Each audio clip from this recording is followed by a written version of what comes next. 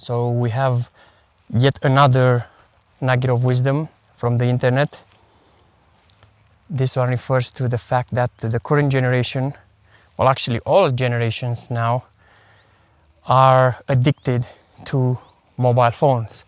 So according to some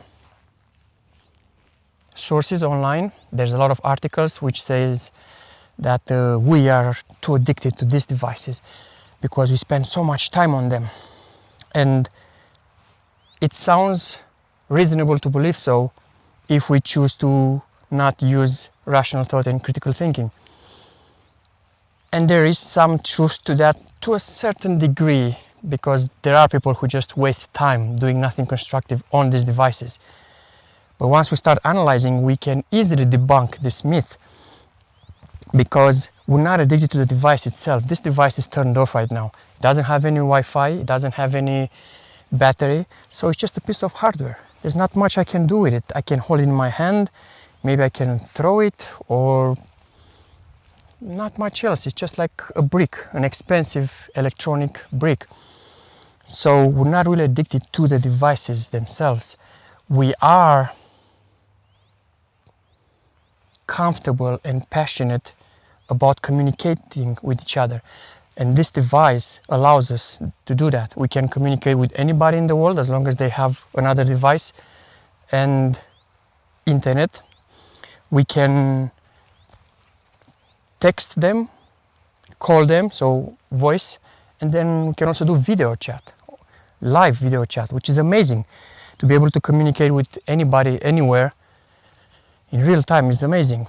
Then we can use it as a universal remote, especially if we design our house with a lot of smart devices, as they are called. Then you can pretty much control everything here: your washer, your dryer, your air conditioning, heating system, anything, alarm, cameras, with this device. Then we can listen to radio, we can watch TV online, we can watch videos. There's so much we can do. So of course, when most of our daily jobs that we do, most of our daily activities converge into one device, of course we're going to use it a lot. Doesn't mean we're addicted to it.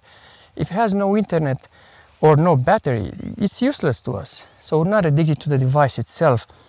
It just so happens that technology has leaped forward to such extent that we have to use a device like this in order to accomplish a lot of things in our lives. It makes life easier.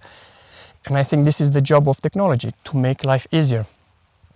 You know, a few generations ago, when there was no such technology, the daily activities used to be relatively similar. People would go out, buy a newspaper, read the newspaper. You can do it right here. People would listen to music in their home.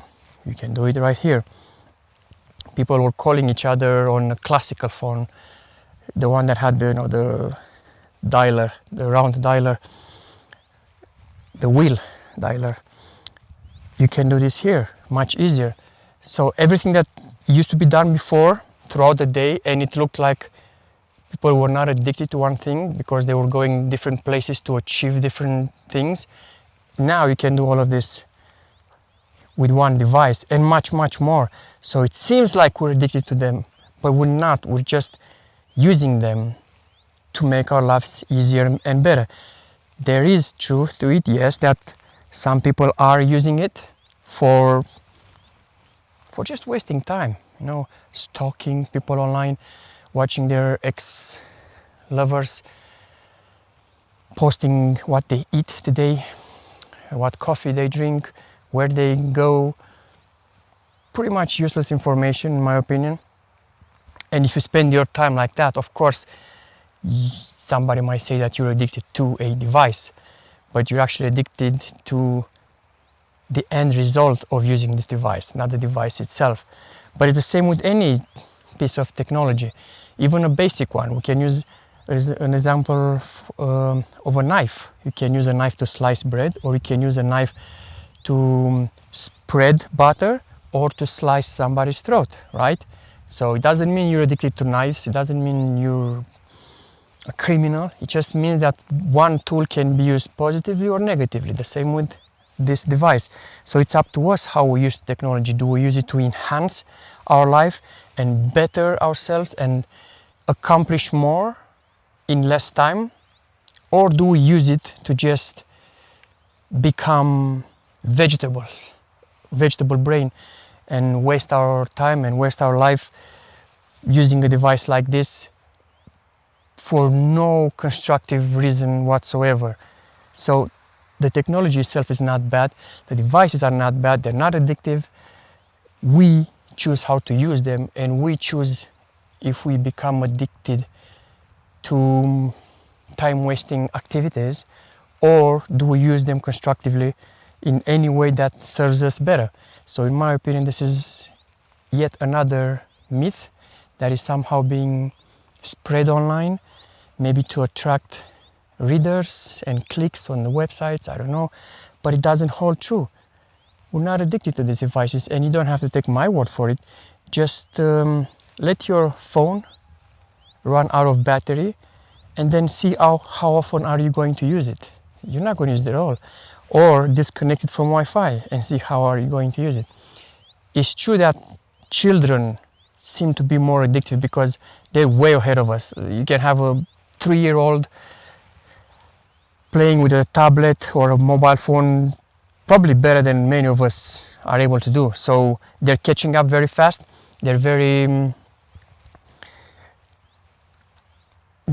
passionate about technology, and they understand it much faster than some of us do right now. And if we let them play all the time and don't achieve anything constructive, of course they might become addictive to all the games and anything that keeps them busy. So it's up to the parents and the school, I would say, to make sure everybody uses, especially the children, uses these devices constructively. But there's no way you can be addicted to something that doesn't do anything when it's turned off or it doesn't have Wi-Fi. It's just a gateway to our world, and it's going to become even more important as the time passes, and eventually this will be regarded as an ancient artifact, which already is, in my opinion, because the technology not only becomes smaller, but it will become part of our body. So some years from now we will eventually have all sorts of implants. I know this goes into the transhumanism topic, and that's a pretty big one, but eventually this device will become smaller and smaller, wearable, and then wearable on our clothes, and then they will just be part of our body. Either there will be implants under the eyelid where we can see everything and navigate with our eyes, or some sort of chip somewhere, and it will project an image on our eyes, on our retina. It depends. The technology will figure that one out. And then what we would say that we're addicted to using our implanted chips. No, we just want to connect to everybody and do as much as possible, as quick as possible. And the device that we're using, the technological method that we're using for achieving this, looks like it's an addictive tool, but it's not the tool itself, it's what we do with it that makes a difference.